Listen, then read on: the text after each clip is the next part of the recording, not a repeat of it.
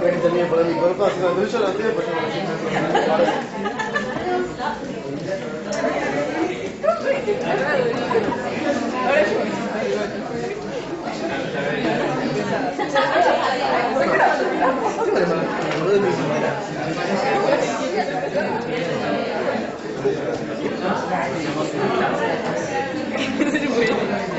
sí, no se puede, boludo.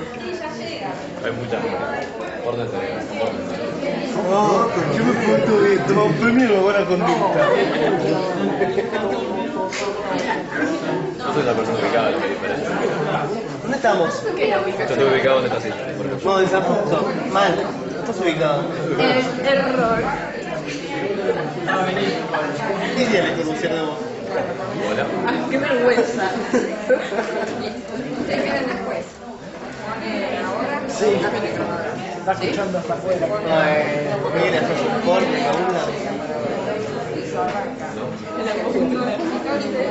¿Es grande la cosa? Sí. Entonces seguimos hablando de media, ¿no? Una. Resto, boludo. Me da asco solamente pensar eso. Pero me asco de verdad, ¿sabes? Una mina abierta como pata de pollo y algo. Bueno, pero no es el lugar. No, en estas circunstancias no, ahora. No, por eso. Sí, se entendió, Julián, se entendió. Tenés que aprender a ser más conciso ahí. No venía. ok, y a darte cuenta que hay gente. Exactamente. Piensa. La gente no feliz porque se traba mucho con la sociedad.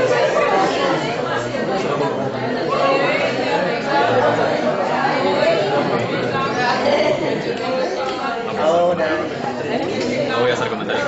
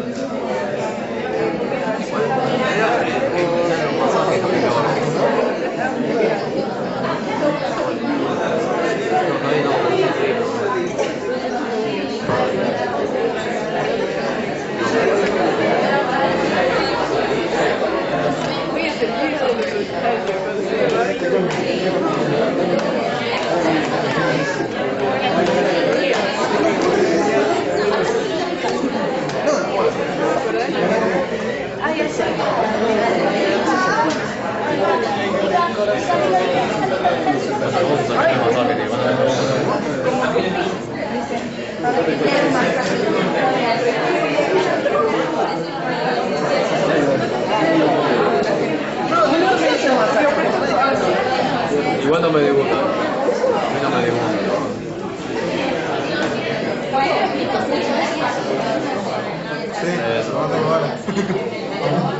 Yo quiero pasar.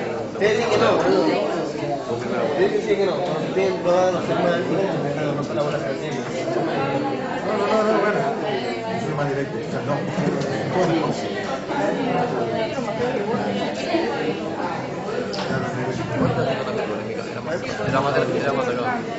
Hola, buenas tardes a todos. Hola. Vamos a dar comienzo al último encuentro de la Escuela de Patrimonio, Industria y Ambiente para vincular saberes, necesidades y personas, que organiza la Universidad Nacional de La Plata, también en conjunto con la Universidad Nacional de Lanús. Hay algunos cambios en el cronograma, ¿sí? Van a exponer Ezequiel Martínez, Luis Carmelo Leticia, la primera tanda. Después va a haber una pausa y va a exponer Pablo Willemsen, Rodrigo Martín y Javier Fernández. ¿Sí? Bueno, comenzamos con Ezequiel Martínez. Sí. ¿Quieres hacer una breve presentación tuya? Bueno, buenas tardes. Cuando dé la exposición me voy a sentar, así que por ahí les doy un poco la espalda, pero en principio, para presentarme, yo soy Ezequiel Martínez. A mí me agradezco a la Universidad de Lanús y a la La Matanza y a Marcelo Weiser, que es la persona que un poco permitió que yo pueda dar una pequeña charla. Yo soy arquitecto de la FADU, de la Universidad de Buenos Aires, y creo que el perfil con el cual voy a estar presentando hoy la charla es desde mi rol en un centro de estudios, una asociación civil que se llama Centro de Estudios Rivera Buenos Aires, que tiene como preocupación sostener el debate sobre los temas vinculados a el hábitat y los cursos de agua. Originalmente este centro de estudios surge por una necesidad que inició la relación que tiene la ciudad de Buenos Aires con el río, y a estas alturas ya tenemos 6 años, la dimensión que le estamos dando es a nivel provincial y a nivel nacional. Y la idea de la charla es tratar de contarles un poco una visión sobre la matriz natural y la matriz cultural como patrimonio. Y al final voy a ver si hay tiempo, les paso un video de 4 minutos de uno de nuestros proyectos. Bueno, ¿ven bien todos de allá? Bueno, esta es una imagen del Río de la Plata, y la idea de estas primeras imágenes tiene que ver con tratar de establecer cuál es la dimensión patrimonial del universo en el que estamos insertos. Incluso esta imagen es una imagen que es un segmento de la Cuenca del Plata, que es un universo mayor, ¿no? Este es nuestro ámbito de aplicación. Y estas son imágenes de la energía que tiene, de la riqueza y de la energía que tiene el Río de la Plata en particular. Nosotros ahora estamos en La Matanza, y La Matanza es un municipio ribereño, con lo cual tendremos que ver quizás en otro momento puntualmente cuál es la relación de La Matanza con su ribera. Pero digamos que el escenario del Río de la Plata presenta estas imágenes. Esta es la dimensión de la energía, y también esta es una de las contradicciones que tiene que ver con la matriz natural y la matriz cultural en términos de los asentamientos sobre zonas inundables y la materialización física de las residencias en zonas inundables. Bien, esto como una introducción. La idea de tratar de hablar de qué nos pasa con la matriz cultural tiene que ver con qué es lo que hacemos desde la cultura en términos de apropiación de este patrimonio, de esta matriz natural. Y muy rápidamente voy a tratar de hablar de estas 3 ciudades que de algún modo comparten una relación ribereña, 2 de ellas con el Río de la Plata y una con el Paraná. Pero de algún modo las 3 ciudades tienen un génesis semejante en términos de las matrices iniciales de fundación con respecto a la posición en fortificaciones y en posiciones de alturas que permitían protegerse de la dinámica natural. Parecía que incluso en estos momentos había una claridad en el conocimiento de la dinámica natural que les hacía tomar decisiones, no solo de implantación, sino de forma. Esto es Montevideo, esto es Rosario, Buenos Aires. Las 3 ciudades tienen como parte de la misma matriz natural esta dinámica. Esta es una imagen de Montevideo y del Río de la Plata. Y bueno, como ven ustedes, Montevideo tiene una relación vinculada al río con asentamientos de residencia, digamos, muy distinto a lo que le sucede a la ciudad de Buenos Aires, que la residencia está asentada al menos entre 2 o 2,5 kilómetros de lo que es hoy el perfil costero de la ciudad. Rosario y Buenos Aires. El origen en las 3 tiene una fuerza vinculada a lo productivo y al transporte, si queremos relacionarlo un poco con el objeto de esta jornada, vinculado a los puertos y a cómo cada una de las ciudades originó la matriz productiva, la matriz de intercambio de personas y pasajeros a través de los puertos. Con lo cual, si bien si nos adentramos en la especificidad de la geomorfología de cada una de las ciudades, obviamente están en posiciones geográficas diferentes, están en posiciones de dinámica hidrológica diferentes, pero convergen en una igualdad que tiene que ver con esta relación con un curso de agua y con una matriz natural muy fuerte. En el proceso evolutivo de cada una de las ciudades, la relación con el río, lo que nosotros tratamos de llamar la matriz cultural, este modo de relacionamiento entre ese paisaje ribereño y el hábitat cotidiano, no un hábitat de fin de semana recreativo, sino el hábitat cotidiano. La ciudad de Montevideo tiene una relación importante en ese tema, digamos, la cercanía del hábitat directo de la residencia tiene una proximidad a el objeto, llamémoslo de deseo, que tiene que ver con el río, que le ha permitido diferenciarse en parte de lo que nos pasa de este lado con Buenos Aires, que nosotros hemos construido una matriz cultural diferente, de la que a veces, en términos de lo que nosotros estamos recabando, no es una matriz cultural de la que nos sintamos muy orgullosos en términos de cuál es la relación de Buenos Aires con el río, independientemente de lo que habitualmente se dice, que bueno, la costa del río Uruguay es más limpia que la deriva de líquidos del sedimento suspensión constante en el río Paraná. Yo creo que esa es una excusa, lo mismo que la contaminación, porque la ciudad de Montevideo tiene las mismas generaciones de contaminación cloacal o industrial que Buenos Aires, digamos, quizás no en la misma intensidad histórica, pero los procesos son similares. Con lo cual, lo importante de estas imágenes tiene que ver con que hay una decisión, vamos a poner entre comillas, política de los ciudadanos de apropiarse de un escenario natural. En el caso de Montevideo y Buenos Aires, el Río de la Plata. Es un escenario natural que ya tenemos, y ustedes sabrán, mucha literatura escrita sobre su simbolismo. Esto es Montevideo. Bueno, Rosario, de algún modo, digamos, está particularmente relacionado con el río en un periodo que podemos, digamos, cuantificar en años. No hace más de 30 años que Rosario empezó un proceso de revincularse con el río Paraná.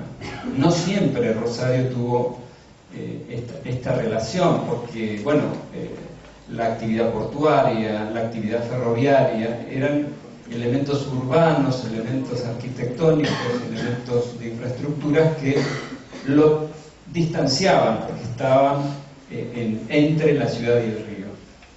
Pero sin embargo, la decisión política y el sostenimiento de esa decisión política, no solo de, digamos, política partidaria en el sentido de los gobiernos que fueron electos y que sostuvieron una gestión, sino política de Estado, en el sentido de relacionarse con ese patrimonio natural, permitió que Rosario tenga playas. Muchos de ustedes habrán ido, digamos, no tienen una cantidad de playas extensa y muy importante, pero tienen ese recurso. Y donde no pueden tener playa, tienen paseos miradores muy vinculados a equipamientos culturales, y donde no tienen, porque la geografía no se los permite y tienen acantilados, ellos han construido el Paseo del Caminante, que es una estructura sobre el agua para que la gente se posicione en esa situación escénica de estar en el río. Esto yo lo comento porque a lo que voy con el tema de la matriz cultural es que si está una decisión vinculada a nuestra cultura, va a haber una forma, una infraestructura o una respuesta arquitectónica, paisajística, para que esa matriz se consolide. Buenos Aires, bueno, quizás a uno le moleste la altura, ¿no? Pero bueno, la relación de cercanía con el escenario del río a través de un espacio público, en términos de lo que hablábamos con respecto a Montevideo, es semejante, digamos. Hay residencia en cercanías al río. Y este es un tema para explorar, lo dejamos como una pregunta para explorar, porque cuando no hay residencia frente a un espacio público, ese espacio público no tiene una pertenencia cotidiana, ¿no? Y en la ciudad de Buenos Aires esto es uno de los hechos que más le ha sucedido en relación a que el espacio público es de todos, pero finalmente no es de nadie, porque en cuanto hay una topadora o una concesión que empieza a posicionarse, no hay ningún vecino cotidiano para peticionar o defenderla.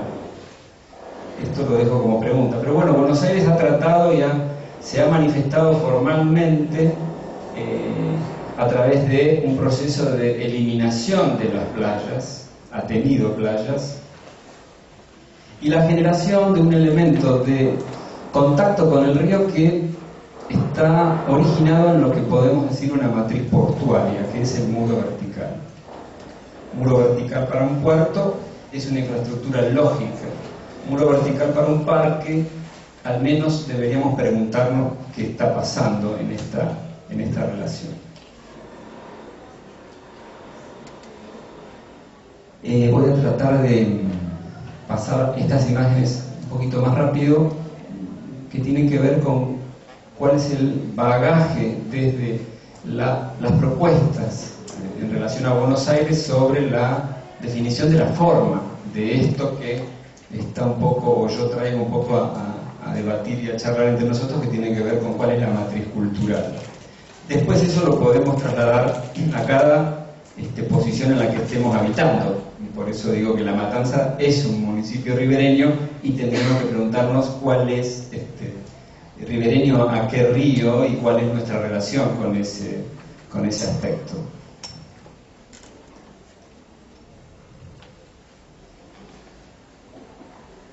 Estoy avanzando.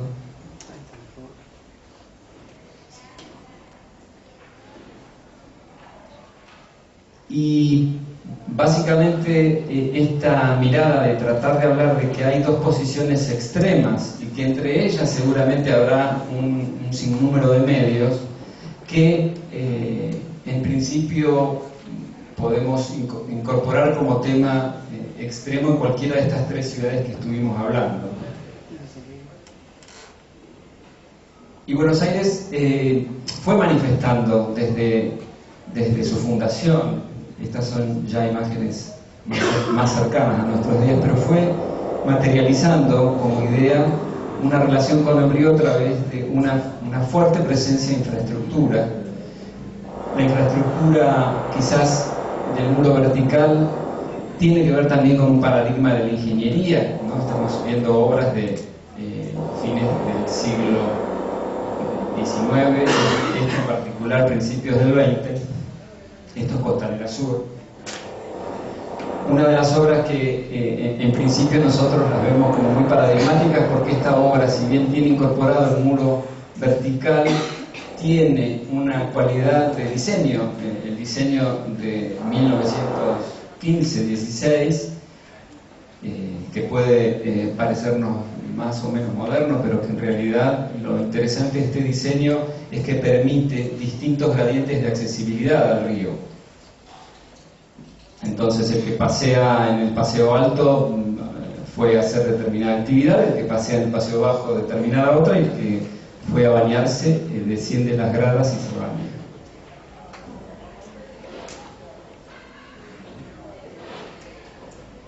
Y esta es una foto que a mí me llama mucho la atención porque es del año 72, y me llama mucho la atención porque yo no pensaba que había una cultura vinculada a la playa de tal modo en el que había señalética sobre el tema.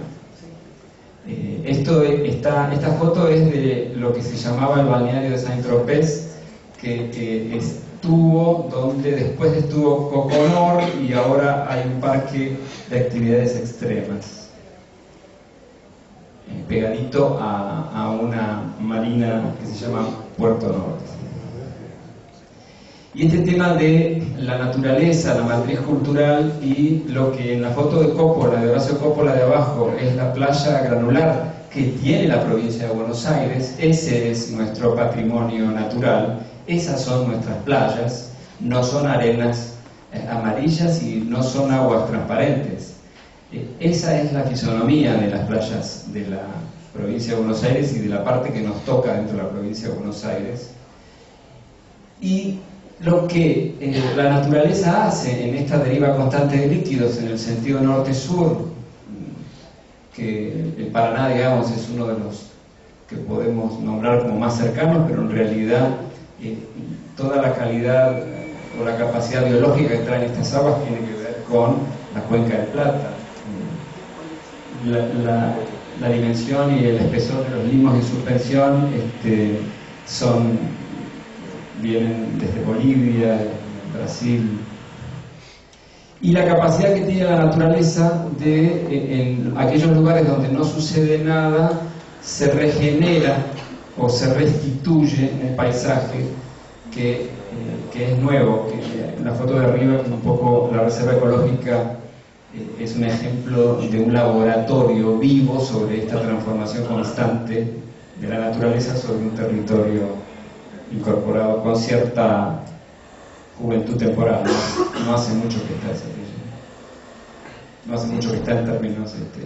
fue aprobada reserva en el año 86 y es un relleno que se originó con el refulado del canal norte y sur del acceso al puerto y que después fue destino de los escombros de la autopista 25 de Mayo y bueno, tiene unos años. Pero también en la historia de la Ciudad de Buenos Aires las propuestas urbanísticas tenían que ver con la generación de un muro vertical y una relación de parque que parecería que todavía el agua es un problema. Yo recuerdo hace poco, en las últimas lluvias, cómo fue el tratamiento de la noticia en los canales de televisión cuando se combinan las lluvias extremas con la sudestada en simultáneo, tenemos problemas de inundaciones, pero un periodista llegó a decir maldita agua. Y yo creo que si hay un modo de no entender el problema es pensar que lo maldito es el agua, ¿no? Porque, o ver las imágenes en Quilmes del oleaje y tratarlo como algo negativo, cuando realmente cuando el río de la Plata se expresa a través de una subestada es un momento fantástico en términos de la visión de la energía de la naturaleza. Distinto es lo que nosotros hacemos en el territorio para incorporar o para saber que eso estuvo mucho antes que nosotros, ¿no? Como para tener siempre una oposición casi ingenua a ese evento que es recurrente. Y en la historia de la Ciudad de Buenos Aires en particular era recurrente el muro, ¿no? Porque el agua parece que siempre era un problema. Distintos autores, distintas miradas, distintos desafíos. Este fue el único plan que encontré en el que la propuesta tenía que ver con espacio público frente al río, pero con residencia cercana. Y por supuesto, bueno, Amancio con el simbolismo y esa imagen sublime y absoluta del río como un recurso. Bueno, la idea del Centro de Estudios Rivera Buenos Aires es tratar de trabajar estos temas. Nosotros nos dedicamos, tenemos como objetivos tres, digamos, grandes objetivos. Uno es investigar, otro es comunicar lo que nosotros investigamos, pero también comunicar lo que investigan otros vinculados a estos temas. Y el tercero es generar propuestas. Lo que yo voy a presentar hoy es uno de los proyectos. Acá paso el aviso del sitio web donde pueden ver todos los proyectos que tenemos activos. Y el proyecto que voy a presentar rápidamente es un proyecto que tiene que ver con un entramado entre el rescate testimonial de aquellos adultos mayores que tuvieron relación con el río, una relación distinta a la que tenemos hoy, Esos testimonios nosotros los rescatamos oralmente y los transformamos en un producto que es un CD interactivo que lo que hace es trabaja los distintos testimonios, los agrupa, los ubica en una línea del tiempo, genera un cuadro síntesis, está el testimonio oral grabado, o sea, uno puede escuchar al adulto mayor, están sus datos. Y nuestra idea fundamental es que este proyecto dure muchos años para poder tener una cantidad de testimonios que nos permitan establecer criterios estadísticos sobre qué nos pasó. Porque sobre qué nos pasa son preguntas que ¿no? La pelota va porque la contaminación o porque las dictaduras, digamos, tratar de acercarnos a comprender qué nos pasó reflexivamente para tratar de revertirlo, para, digamos, restituir algo que de algún modo nos fue sustraído o nosotros mismos dejamos que fuera sustraído, que es peor. Este proyecto lo que plantea es justamente esto, trabajar sobre la matriz natural, comprender cuál ha sido el proceso de la matriz cultural en términos de cómo nos vinculamos, entender cómo se vincularon otros en otros tiempos. Los adultos mayores que hemos entrevistado tienen 60 años, 70 años, no son personas de 100 años. O sea que estos escenarios no han sucedido mucho. La foto que les mostraba de Saint-Tropez es del año 72. La idea de trabajar a través de encuestar y entrevistar y generar una articulación entre ese conocimiento está también dirigida a que ese conocimiento no quede encriptado en un CD interactivo que, aunque esté en la web y todo el mundo pueda acceder, la idea es que haya una interacción con escuelas. Entonces nosotros, el proyecto, una de las cosas que estamos haciendo es vincular a esa experiencia y a esos testimonios con escuelas primarias y secundarias en principio. Y los testimonios llevamos a los adultos mayores en vivo y se producen el encuentro físico, digamos, se ven, se cuentan, se preguntan. Digamos, porque el criterio que uno puede pensar que sería saludable sería el de la evolución, digamos, que podamos pensar en que no hay determinaciones de forma permanentes, que se pueden restituir escenarios y no restituirlos en términos de nostalgia, sino restituirlos en términos de mejorar la calidad de vida. Por eso hablamos de que patrimonio y porvenir, en este caso, son una estrategia simultánea, ¿no? Y probablemente en muchos otros casos conocer el patrimonio tiene que ver con afianzar porvenir. Ahora, esta es la idea del cierre del PowerPoint. Ahora les voy a pasar el video, pero la frase "hay horizonte" para nosotros es importante, porque si hay horizonte entendemos que hay futuro, que hay utopía y que hay un modo de imaginarse una transformación. Voy a ver si puedo colocar el video.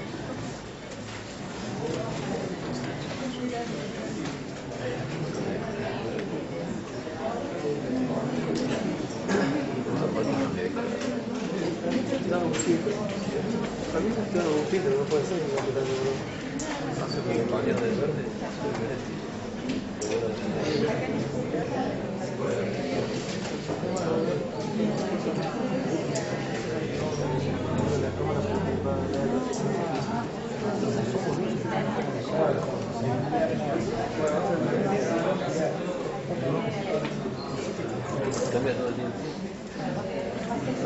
Cada un segundo cambia todo. Pasa la primera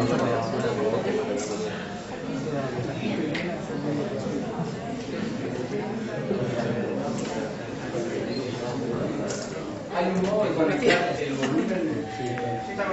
¿Cómo les va, chicas? Después, si quieren, hacer un ratito al revés, así se ve un poco el auditorio. Sí, en algún momento, para que se vea la gente. Gracias.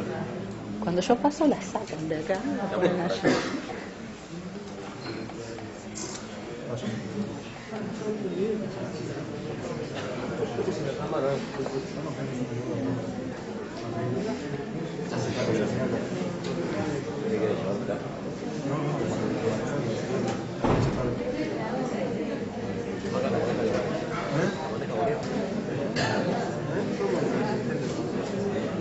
Bueno, esto suele suceder. Lo interesante del video, que seguramente podremos ver, es ver, para nosotros fue muy importante ver las caras, primero de los adultos mayores que por un lado se sintieron muy útiles y ellos no sospechaban que su propia vida es un patrimonio en términos de testimonio. Y segundo, la actitud de los chicos de no solo recibir, sino que hacer preguntas, porque las preguntas que hacían son preguntas que parecen bastante obvias, pero son las preguntas. Toda esta información, hoy mismo, si quieren, la pueden ver en el sitio web. O sea, están los CD interactivos, se pueden acceder a ellos. Está este video, que de algún modo es la consumación del proyecto.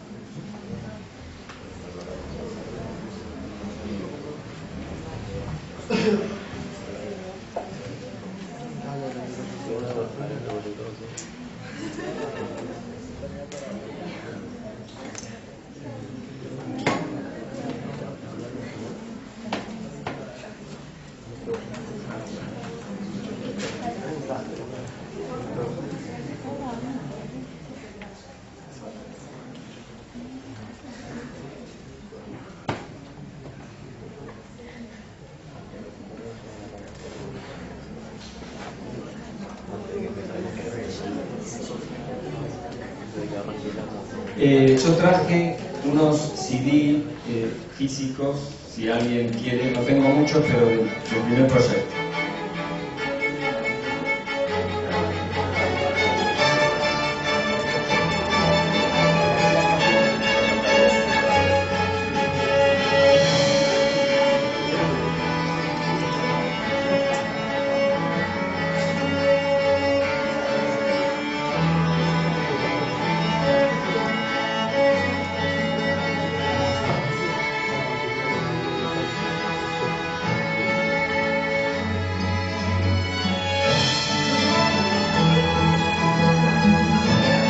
La ciudad de Buenos Aires posee una relación distante desde lo físico y cultural con sus riberas. Este vínculo es percibido como una cuenta pendiente, como una falta. Las acciones que constituyeron y sostuvieron este proceso de negación ribereña forjaron tanto la materialización de su forma como la consolidación de su cultura. Buenos Aires da la espalda al río, suele decir una parte del imaginario popular.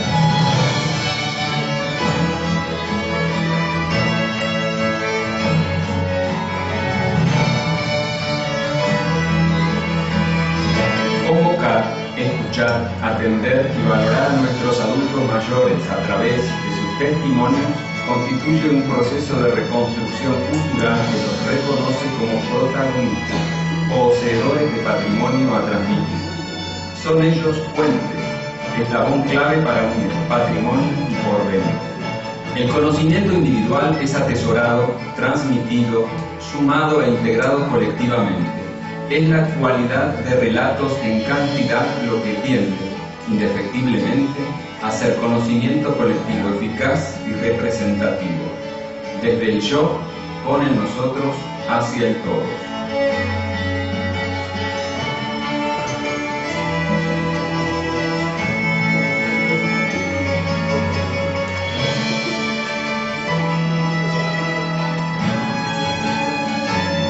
El acontecer de experiencias de nuestra infancia forja, invariablemente, nuestro ser. Esos recuerdos del ayer se presentan y se hacen cotidianos al nombrarlos. se transforman en hoy. Los relatos toman el espacio y se hacen presentes. Experiencias sobre un mismo territorio físico reaparecen, nos cuentan y en ese contar se hacen materia tangible, visibles emocionalmente, perceptibles y actuales.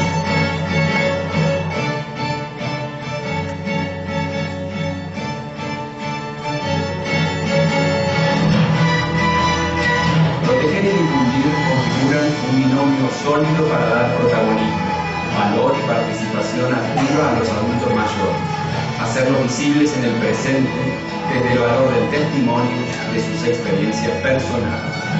De esta manera, tanto el patrimonio como el porvenir pasan a formar parte de una misma estrategia que posee como eje protagónico a los adultos mayores y sus experiencias, permitiendo que los testimonios del pasado forjen porvenir.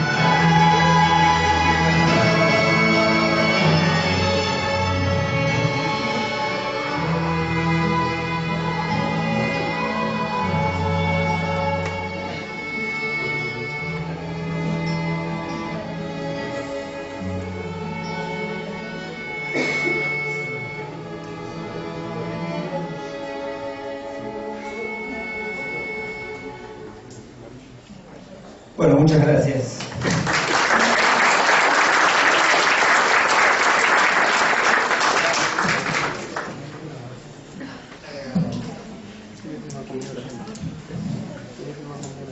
Bueno, acá viene la parte de las preguntas.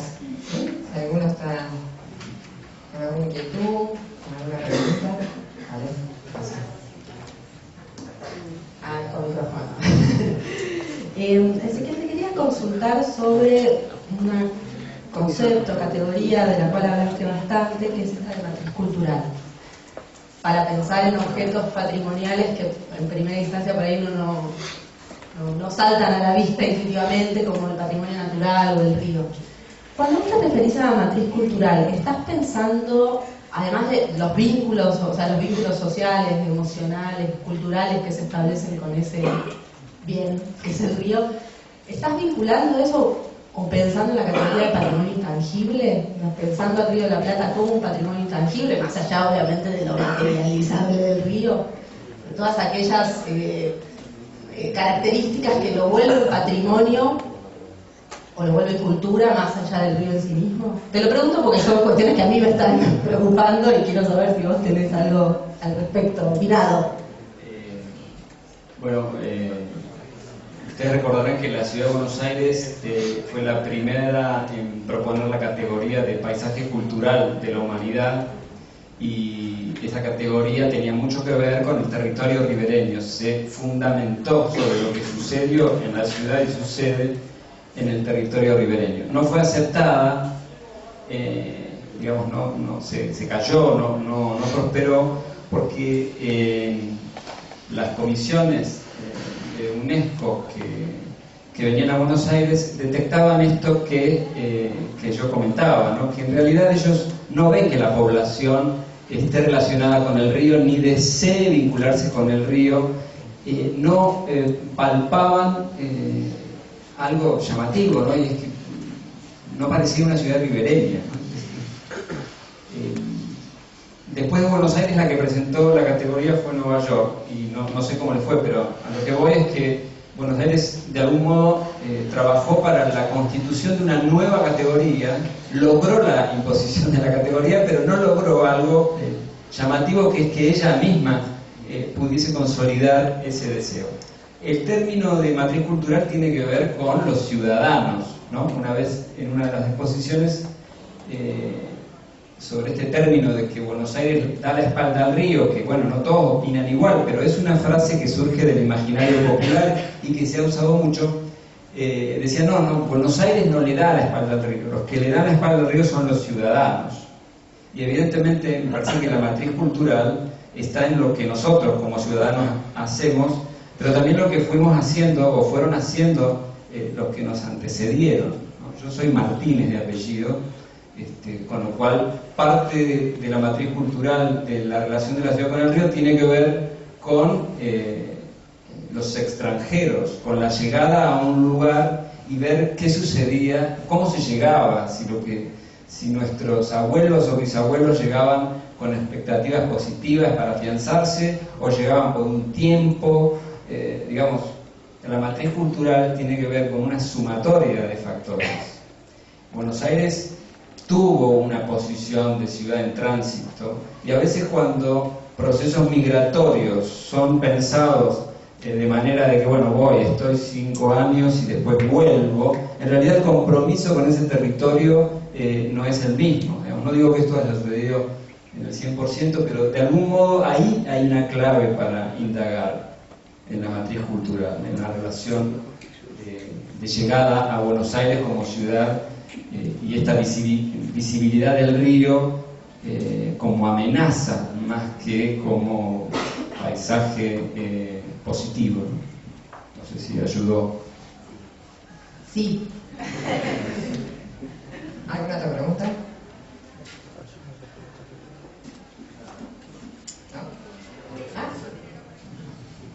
No, cuando mostraste la foto de Saint-Tropez, yo me busqué. Pero voy a tratar de no pasar por adulto mayor, ¿viste? Pero por adulto, por lo menos.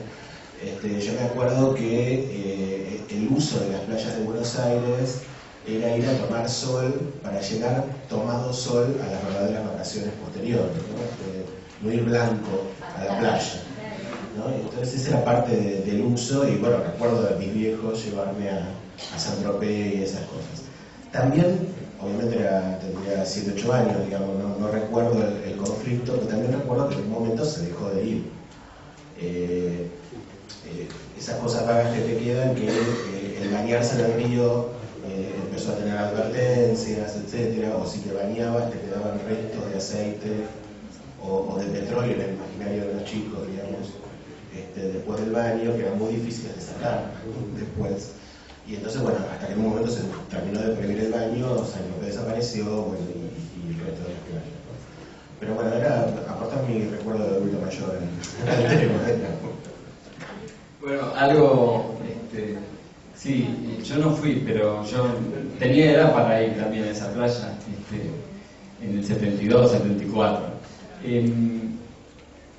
Con respecto a lo de la matriz cultural, hay varias cosas, digamos, para indagar, pero sin lugar a dudas, el escenario también de la pérdida de libertades colectivas y pérdida de libertades individuales ha sido un escenario que tiene un porcentaje de responsabilidad de la distancia de los ciudadanos con el río, y la Argentina, pero particularmente la capital del país, ha sido un reflejo importante de las dictaduras, ¿no? Bueno, ni hablar la última, en la que el río encima era objeto de disposición final de personas, con lo cual alejar a la gente del río era una estrategia.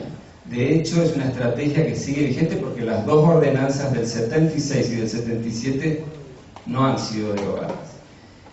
Con respecto a la responsabilidad que tenemos de transformar, bueno, sí, hay responsabilidades en el hoy también, ¿no? Más allá de lo que cada uno pueda hacer desde su pequeño lugar, la ciudad de Buenos Aires tomó una decisión a partir de la autonomía de la ciudad. La ciudad de Buenos Aires es autónoma a partir del año 1996. Y en el año 1996 creó un área específica para pensar la ribera. Se llamaba Área de Gestión de la Ribera. Yo trabajé allí desde el 97 hasta el 2007, cuando me echaron. Y la ciudad, en 10 años de transformación, es poco probable que pueda transformar un proceso de 50 años de distancia con el río. Pero fueron 10 años en los que se crearon el Parque de los Niños, el Parque de la Memoria, la reserva que recién ahora se hizo reserva, pero que nadie ha accedido todavía, que está terminada o que está muy avanzada desde el año 2002. Digamos, hay una serie de trabajos que se fueron haciendo durante 10 años que la ciudad interrumpió en el año 2008 en forma, digamos, física, real, echando a los equipos que trabajábamos allí, y que en el 2010 con un decreto disolvió el área, con lo cual la Ciudad de Buenos Aires no tiene una política pública ribereña, sostenida, y eso es uno de los paradigmas de la gestión, en todos los ámbitos, ¿no? En salud, educación, el paradigma es sostener los procesos de transformación. Así que bueno, sí, hay responsabilidades políticas también, ¿no? O sea, no hay que ir a pensar que nuestra matriz cultural tiene responsables de nuestros abuelos que quizás no les interesaba el río porque era marrón, ¿no? Hay responsabilidades más cercanas. Así que bueno, gracias.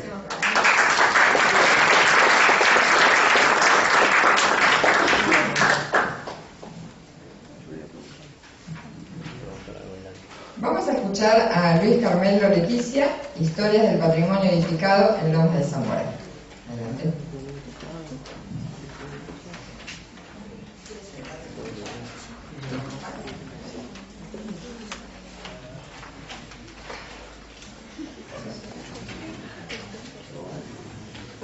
Bueno, buenas tardes a todos. Yo soy arquitecto, también de la UBA. Estoy en Lomas de Zamora, en el Museo Americanista. Soy coordinador de investigaciones históricas desde hace unos años. En 2003 empecé como contratado a ser personal de planta de la municipalidad. Yo les voy a contar, ¿no? Un poco cómo es Lomas de Zamora. Voy a hacer una síntesis histórica primero y después me voy a abocar directamente a lo que es el patrimonio. No solamente el patrimonio construido, sino el patrimonio natural. En principio vamos a decir, Lomas de Zamora tiene su origen en un reparto de chacras. Ya en 1806, 1817, las zonas ubicadas al sur del riachuelo cambiaron de su rol. Inicialmente en el rol colonial, en la época colonial, al sur del riachuelo se desarrollaban las estancias. Con el tiempo y a través del incremento de la expansión de Buenos Aires, esa zona cambió su rol. Ya no era para la ganadería, sino para la agricultura.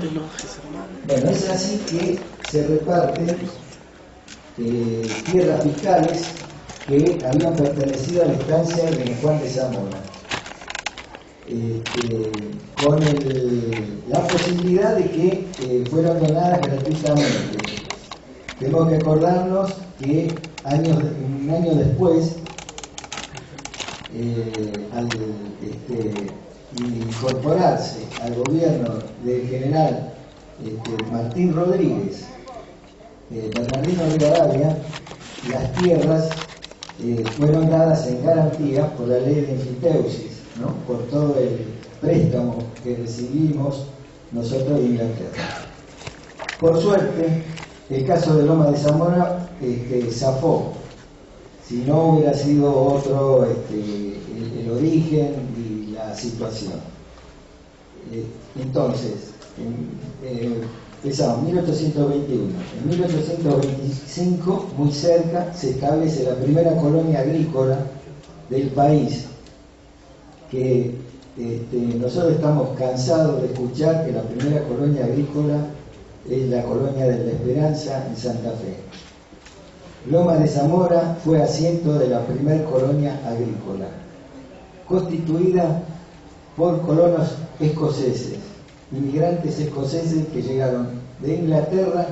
Eran 220 individuos que trajeron conocimiento al país. En la colonia de Santa Catalina se produjeron la manteca y queso. Después se introdujo también el carro con elástico, que no existía acá. Acá se manejaban con carretas y con bueyes, transporte pesado. Y también introdujeron un sistema de delimitación en realidad natural, que fueron las talas. Las talas ahora han sido consideradas en el gobierno de la ciudad como históricas.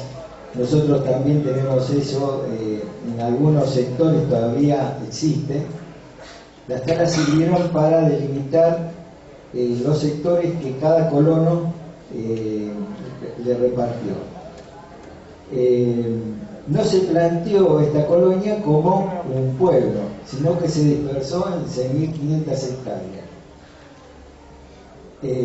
que comprendió no solamente el territorio de Lomas, donde estaba su casco, sino que se extendió en Monte Grande, inclusive llegó a reunir lo que son los dos humedales de la laguna de Rocha y la de Santa Catalina.